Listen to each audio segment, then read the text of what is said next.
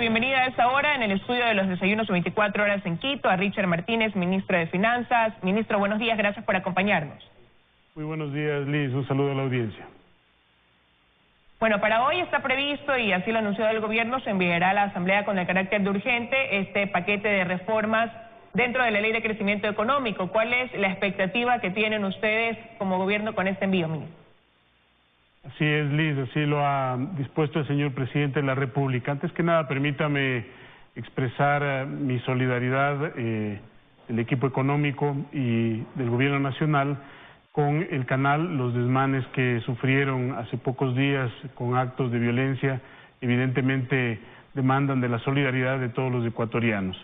También con el periodista Paredes, que tuvo un atentado a su vida, y evidentemente nos conmueve a todos lo que ha sucedido en estos días de violencia tan radical por grupos ajenos a la democracia, ajenos al Estado de Derecho, que buscaron desestabilizar. Dicho esto, Liz, el proyecto de ley se enviará el día de hoy tratando de mantener el corazón y el espíritu de ese proyecto de ley. Recordemos que ese proyecto de ley tenía dos componentes. Por un lado, generar un nivel de recaudación para garantizar la sostenibilidad de las finanzas públicas y, por otro lado, facilitar y modernizar el sistema tributario para que los emprendedores puedan tener más oportunidades en el futuro, generar crecimiento económico, generar empleo y generar oportunidades. El proyecto tributario además está acompañado de reformas al Código de Finanzas Públicas para garantizar que el proceso de presupuestación, el control presupuestario sea mucho más estricto para sostener las finanzas públicas en el futuro, y también de reformas al Código Monetario y Financiero para que el Banco Central tenga mucha más autonomía y evitar lo que sucedió en los últimos años, en donde esa falta de autonomía generó que las reservas se vean afectadas, generó que no exista un contrapeso para que la dolarización esté totalmente blindada y garantizada. Ahora, cuando se hizo el anuncio a inicios de este mes de este paquete de medidas, de reformas, en su momento se esperaba recibir por ingresos netos más de 2.000 millones de dólares, 2.273 millones, si no me equivoco, era la cifra, pero casi la mitad provenían de esta eliminación del subsidio a los combustibles. Ahora, con lo que se enviará a la Asamblea, considerando que se está trabajando en un nuevo decreto que reemplace al 883, ¿cómo se compensará de alguna manera ese dinero que se deja de recibir por esa eliminación de los subsidios? Liz, los objetivos estructurales tienen que ser revisados en función de justamente esta decisión que se ha tomado. La reforma tributaria no tiene cambios sustanciales a los iniciales. Recuerde usted que el gobierno decidió no enviar ninguna reforma relacionada con el IVA, es decir, no incrementar el IVA, y por eso tomó también el camino de los subsidios. La reforma no contiene absolutamente nada relacionado con el IVA, no se plantea ningún incremento de IVA, y todos los elementos positivos de esa reforma están allí. Estimamos nosotros que el próximo año puedan generar recursos por cerca de 450 millones de dólares, y hay buenas noticias dentro de esa reforma. La primera es que se elimina el anticipo del impuesto a la renta.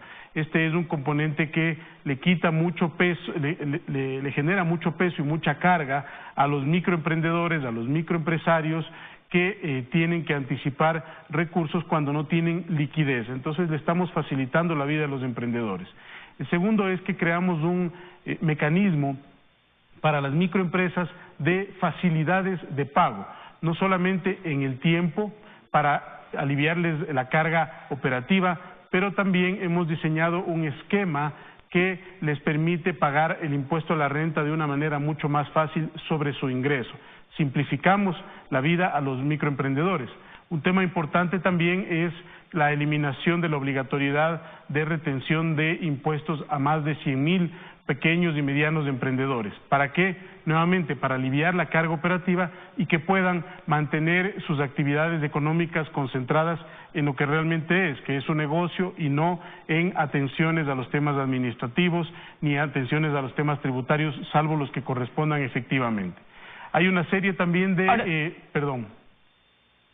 No, continúe, ministro. Sí, le decía que hay una serie también de correcciones a ciertos temas que han estado rezagados por mucho tiempo. Por ejemplo, en el caso del sector bananero, en las reformas tributarias anteriores se crearon mecanismos que generaban una especie de doble tributación en el sector. Eso también lo estamos corrigiendo.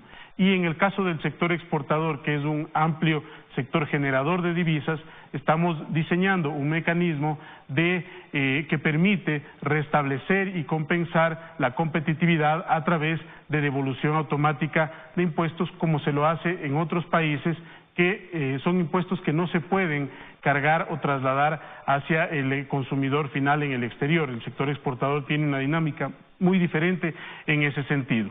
Por el otro lado, por el lado de la recaudación, también se modifica la fórmula inicial que habíamos previsto de contribución de las empresas durante 3 años, para hacerla un poco más escalonada, pero también para ampliar la base de empresas que van a pagar. Entonces, las empresas que tienen hasta $1 millón de facturación registrado en el año 2018 no pagarán o no contribuirán. Esto es para, nuevamente, favorecer y blindar a las microempresas y a las pequeñas empresas.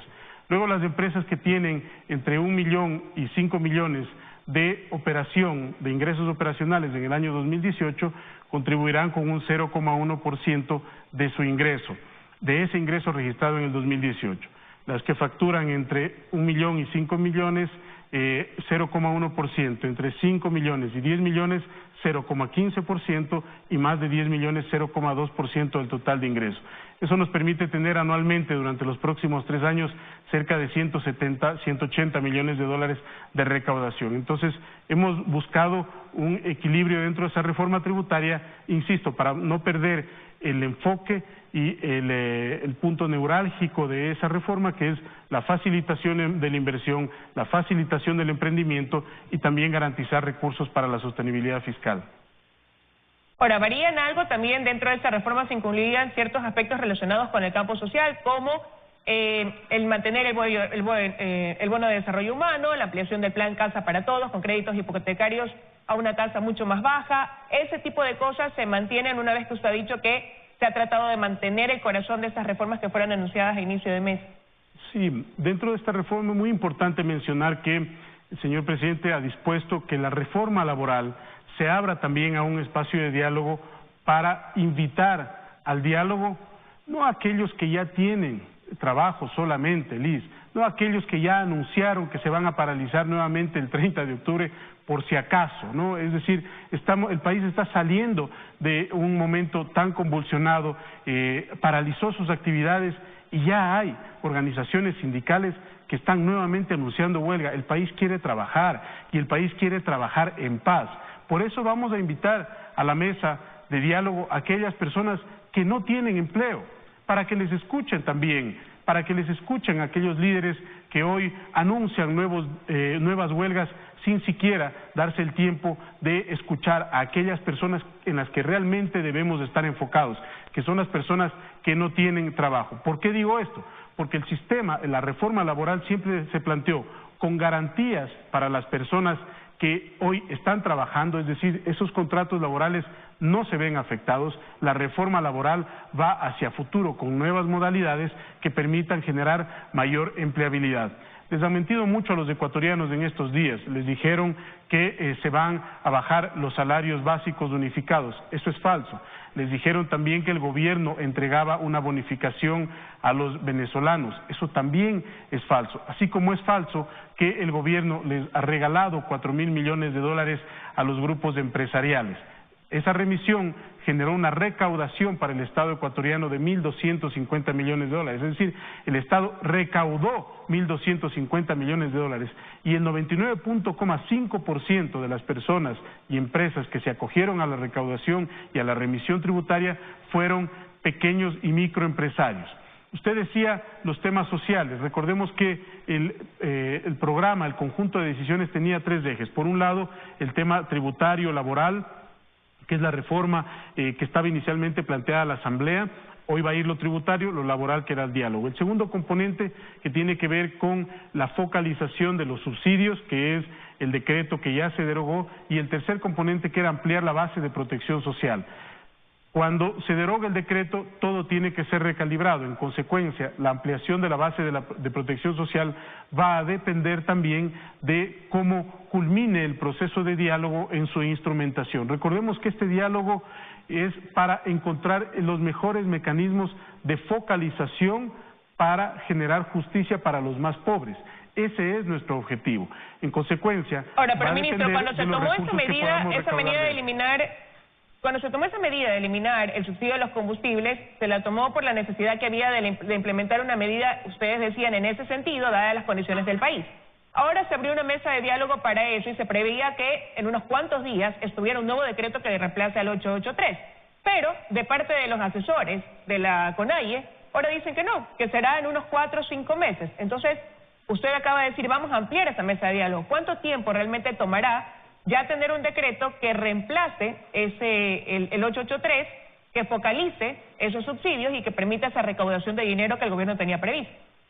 Mire, creo que aquí hay una confusión muy grande respecto de los asesores de la CONAIE o los propios dirigentes en cuanto al manejo de la política económica. El manejo de la política económica está trazado por el gobierno nacional. Una opción de diálogo en la mesa para tratar el tema de combustibles se ha abierto para discutir específicamente eso.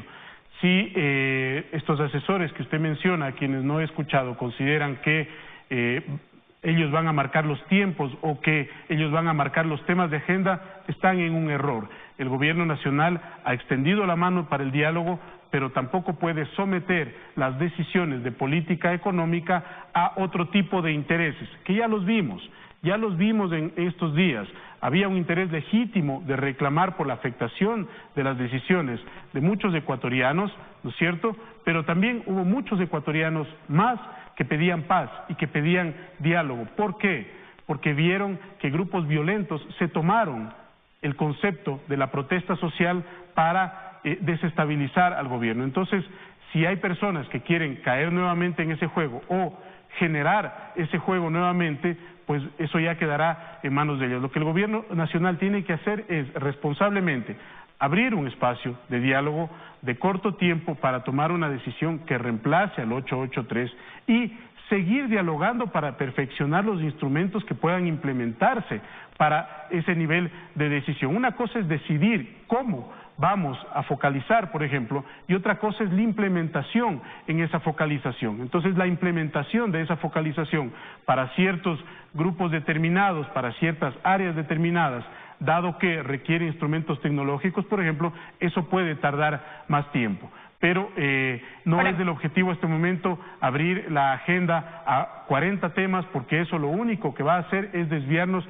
de un objetivo concreto y específico. Y el gobierno nacional también ha tenido reuniones... ¿Cuánto tiempo va a tomar? Porque con la eliminación de los subsidios tenían previsto la recaudación de 1.400 millones de dólares, una cifra importante, y ahora resulta que al interior de la misma mesa, Leonidas Giza, dirigente de Cotopaxi y de la CONAIE, ha dicho que no se puede avanzar en ese diálogo mientras no se resuelvan otros temas como el hecho de la liberación de aquellas personas del movimiento indígena que permanecen detenidas o el hecho de que se estén implementando juicios contra miembros de la dirigencia indígena. Entonces, desde ahí ya se anticipa un obstáculo al avance de ese diálogo. Y ahora usted me dice que lo ideal es hacerlo en el corto tiempo. Justamente, Liz, el país tiene que reconocer en este momento quién quiere dialogar y quién no quiere dialogar.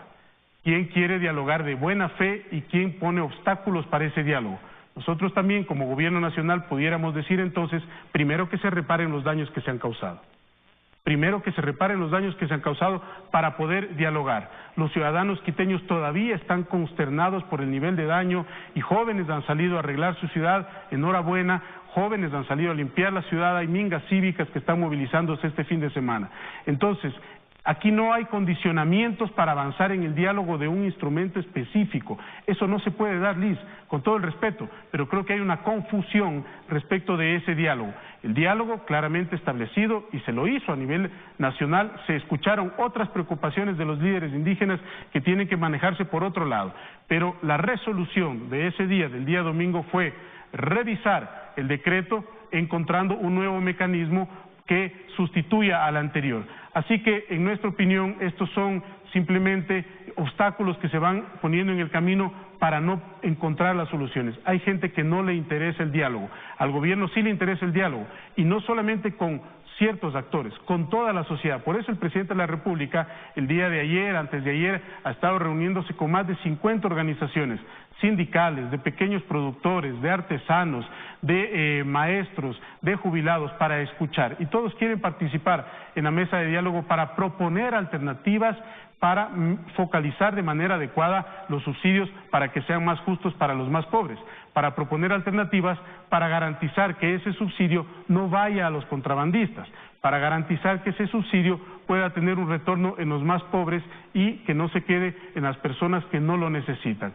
Nosotros esperamos que en los próximos días podamos tener ya un resultado inicial de ese primer diálogo y, como le digo, la puerta queda abierta para continuar dialogando sobre la implementación o sobre otros temas que estén relacionados con el subsidio a los combustibles, pero hemos tenido que ajustar las metas. Está claro, Liz, que la meta de 1.400 millones de dólares, al menos en lo inmediato, no se va a poder dar y nosotros tenemos que ir calibrando esas metas estructurales de mediano plazo para garantizar sostenibilidad económica con paz social. Bueno, ministro, entonces queda claro que no será cuestión de meses, sino de días el que esté este nuevo decreto donde la base de la conversación parte de esa focalización de los subsidios. Quiero agradecerle su presencia esta mañana aquí en los desayunos de 24 horas. Muchas gracias.